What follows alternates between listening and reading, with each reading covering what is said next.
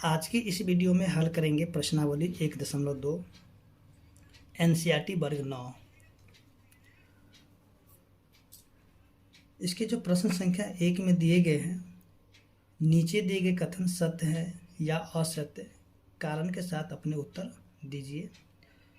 तो देखिए, इस प्रश्न में अगर हम लोग देखेंगे कि हमें दिया गया है वास्तविक संख्या के बारे में, ठीक है। तो सबसे पहले हम लोग वास्तविक संख्या को समझ लेते हैं, उसके बाद ही हम लोग जो भी प्रश्न है इन सभी प्रश्नों का हल करेंगे बारी बारी से। तो चलिए यहाँ पे हम लोग शुरू करते हैं वास्तविक संख्या से। देखिए, सबसे पहले हम लोग यहाँ पे जानते हैं कि वास्तविक संख्या क्या होती है।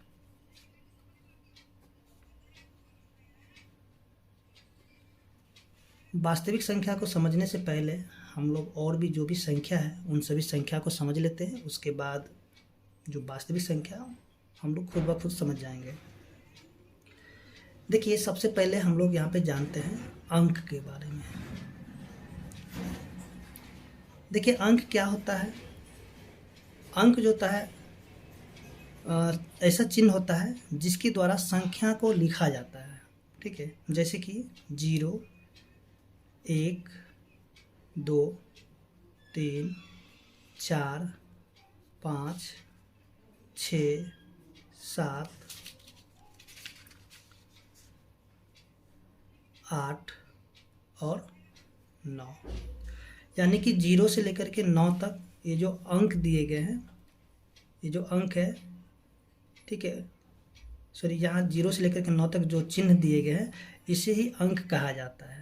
और इसमें सबसे छोटा अंक 0 है और सबसे बड़ा अंक 9 है, ठीक है।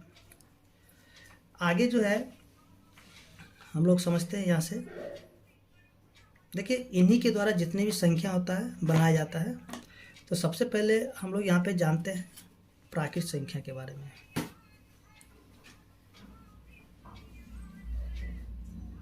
देखिए, प्राकृत संख्या क्या होता है।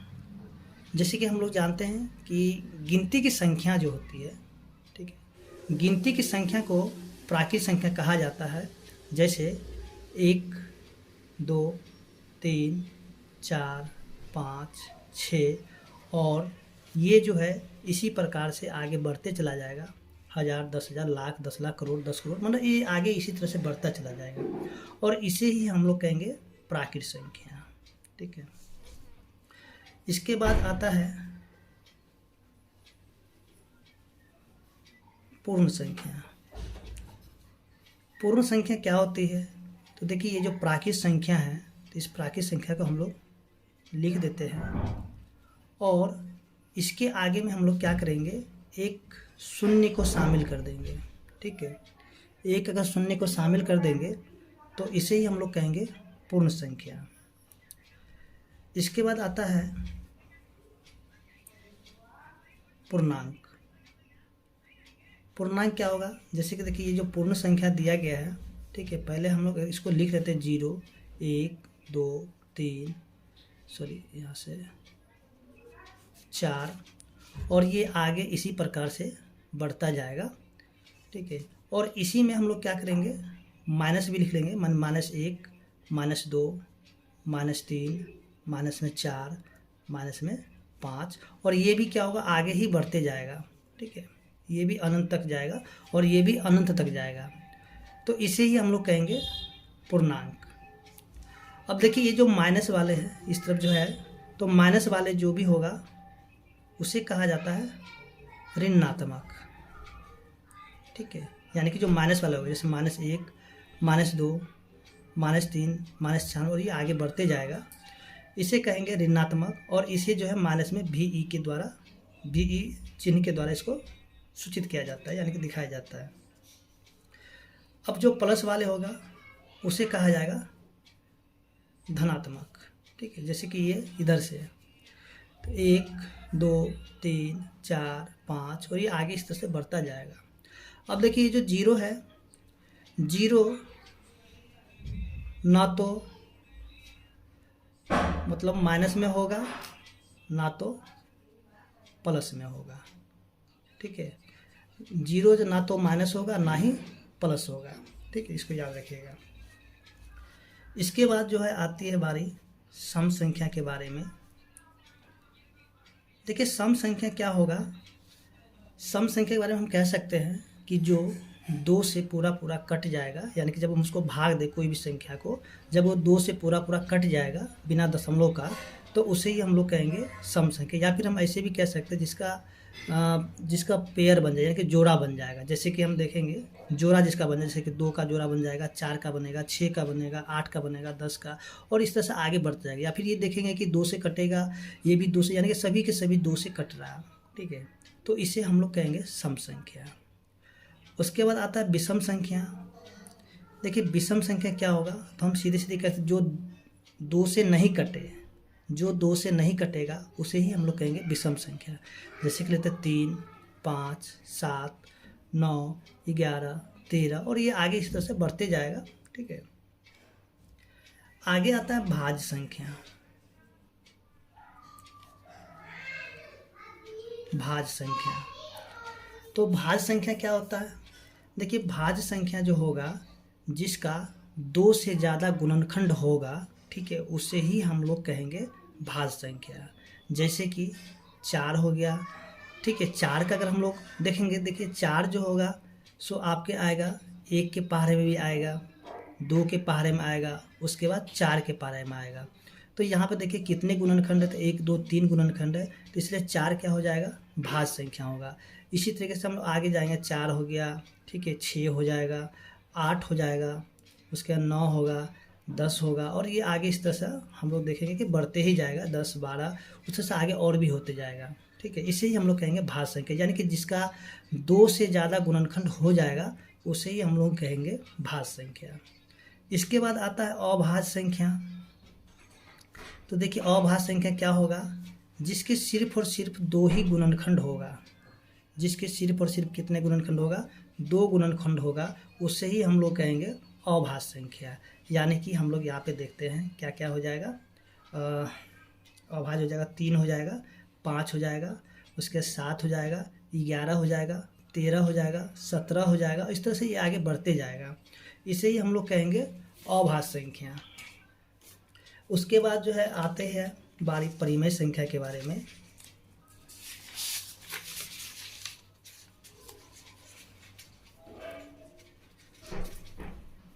अब जो आता है परिमेय संख्या,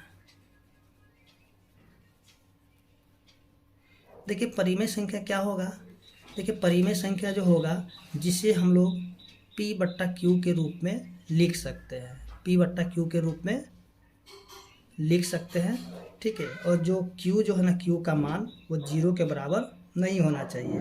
Q यानी कि नीचे में जो दिया गया है, नीचे में 0 नहीं होना चाहिए, उसे ही हम कहेंगे परिमेय संख्या। या फिर जिसे हम ऐसे भी कह सकते हैं जिसका SCF यानी कि P और Q, ठीक है, P और Q का SCF अगर हम लोग निकालेंगे तो 1 आना चाहिए, तो इसे भी हम लोग कह सकते हैं परिमेय संख्या। ठीक है, तो जैसे कि हम लोग देखेंगे कि यहाँ से 2/3 कर लेते हैं, उसके बाद 4/5 कर लेते हैं। ठीक है, ये क्या है, परिमेय संख्या। उसके बाद जो है आ जाता है हमारे से 4/5 हो गया परिमेय संख्या। उसके बाद हम लोग यहाँ से 0/1 कर लेते, ये भी हो जाता है परिमेय संख्या। उसके बाद अगर 2 ले लेते, 2 भी हो जाएगा परिमेय संख्या। क्यों होगा, क्योंकि देखिए इसके नीचे में कुछ भी नहीं, तो इसके नीचे में 1 होता ही होता है। ठीक है, तो ये भी क्या हो जाता है, परिमेय संख्या। अगर हम लोग बात करेंगे परिमेय संख्या, तो ये तो सभी के सभी परिमेय संख्या हो गया। ठीक है, अब आता है अपरिमेय संख्या।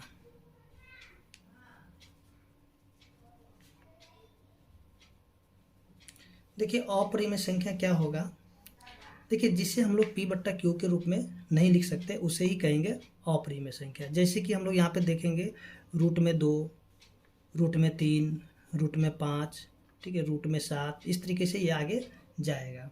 इसके अलावे हम लोग देखेंगे कि जो पाई होगा, ठीक है, तो पाई भी क्या होगा, एक अपरिमेय संख्या हो जाएगा। इसके बाद जो है अगर हम लोग देखेंगे जैसे कि 1.10, फिर 100, फिर 1000, फिर से 1 पे 000, और ये इसी तरह से आगे बढ़ लगता कि ये जो यहाँ पे जो है ना रिपीट हो रहा है, लेकिन ये रिपीट नहीं हो रहा है, सॉरी रिपीट नहीं हो रहा है, यानी कि लग रहा रिपीट जैसा लेकिन रिपीट है नहीं। ठीक है, तो इस प्रकार के जो भी संख्या होगा इसे हम लोग कहेंगे अपरिमेय संख्या। उसके बाद आ जाता है, तो इसके बाद हम लोग देखते हैं वास्तविक संख्या को। तो देखिए वास्तविक संख्या क्या होगा, वास्तविक संख्या जो होगा ना वो होगा परिमेय और अपरिमेय, परिमेय और अपरिमेय के संग्रह से बनी संख्या, संग्रह से बनी संख्या को ही हम लोग क्या बोलेंगे, वास्तविक संख्या कहेंगे। या फिर हमने यहाँ पे जितने भी संख्या को देखा था, यानी कि यहाँ पे जितने भी है प्राकृत है, पूर्ण है, पूर्णांक है, सम है, विषम है, भाज्य, अभाज्य, ठीक है, परिमेय, अपरिमेय, यानी कि जितने भी संख्या है इन्हीं सभी संख्याओं से मिल करके ही वास्तविक संख्या बनता है, यानी इन्हीं सभी संख्याओं को हम लोग कह सकते हैं वास्तविक संख्या।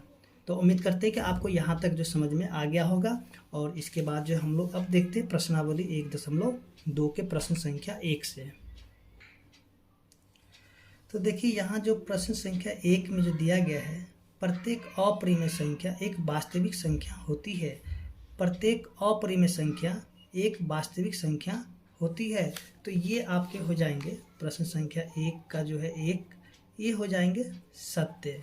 सत्य क्यों हो गए, क्योंकि हमने यहाँ पे देखा ही है कि प्रत्येक यानी कि जितने भी परिमेय संख्या हो या फिर अपरिमेय संख्या हो उसी से मिल करके ही वास्तविक संख्या बनती है। ठीक है, तो यहाँ से हम इसको लिख सकते हैं प्रत्येक परिमेय संख्या जो है वो वास्तविक संख्या से मिल करके बनी होती है, इसलिए यहाँ पे सत्य लिख सकते हैं। इसके बाद जो दिया गया प्रश्न संख्या 2, संख्या रेखा का प्रत्येक बिंदु रूट एम के रूप का होता है जहाँ एम एक प्राकृत संख्या है। तो देखिए ये हो जाएंगे असत्य। ठीक है, क्यों होगा, जैसे कि अगर हम लोग यहाँ पे संख्या रेखा की बात करते हैं तो संख्या रेखा पे क्या होगा, जो ये 0 और इधर देखिए इधर क्या होगा, यानी कि 1 2 3 4 और इधर आते तो माइनस में 1, माइनस में 2, माइनस में 3, माइनस में 4, यानी कि इधर हम जाएंगे तो माइनस में, इधर प्लस में है।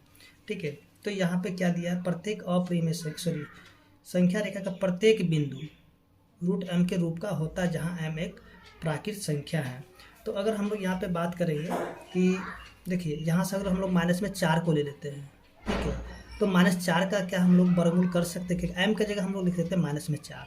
ठीक है, जैसे कि यहाँ पे दिया हुआ रूट में एम दिया हुआ है, तो रूट एम यानी कि एम की जगह हम लोग क्या किया, -4 को लिखे। तो क्या हम लोग -4 का वर्गमूल कर सकते हैं, तो नहीं कर सकते, इसलिए क्या हो जाएगा असत्य। अब असत्य क्यों होगा, तो हम लोग लिखेंगे क्योंकि कोई भी ऋण संख्या का वर्गमूल प्राप्त नहीं हो सकता।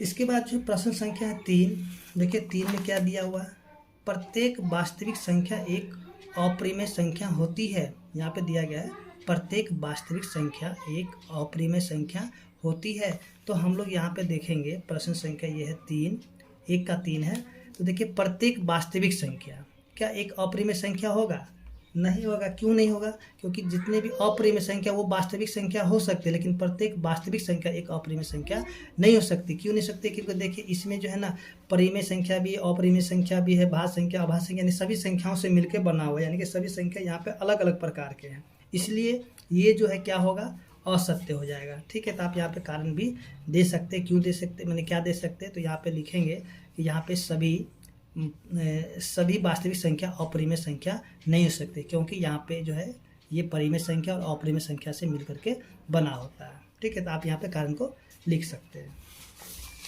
इसके बाद जो है प्रश्न संख्या 2, तो देखिए 2 में क्या दिया गया है, 2 में दिया क्या, सभी धनात्मक पूर्णांकों के वर्गमूल अपरिमेय होते हैं, यदि नहीं तो एक ऐसी संख्या का वर्गमूल का उदाहरण दीजिए जो एक परिमेय संख्या है। तो देखिए इसका उत्तर तो हो जाएगा नहीं, क्योंकि यहाँ पे कह रहा है क्या सभी धनात्मक पूर्णांकों के वर्गमूल अपरिमेय होते, तो नहीं होगा। जैसे कि हम लोग यहाँ पे लेते हैं रूट में 4, ठीक है, रूट में ले लेते हैं 9, अगर हम लोग इसका अगर वर्गमूल कर देंगे तो ये निकलेगा 2, और यहाँ से इसका भी हम लोग वर्गमूल करेंगे तो निकलेगा ये 3 निकलेगा। तो देखिए 2 क्या है, 2 एक जो है परिमेय संख्या, क्योंकि इसके नीचे कुछ भी नहीं तो इसके नीचे में 1 होगा और इसके नीचे भी 1 होगा, ठीक है, इसलिए ये हो जाएगा नहीं। इसके बाद जो है प्रश्न संख्या जो कि 3 है, तो 3 जो है हम लोग अगले, चलिए यहाँ पे 3 जो है प्रश्न संख्या 3, चलिए प्रश्न संख्या 3 को हम लोग नेक्स्ट वीडियो में देखेंगे, ठीक है, इसको रचना करना है।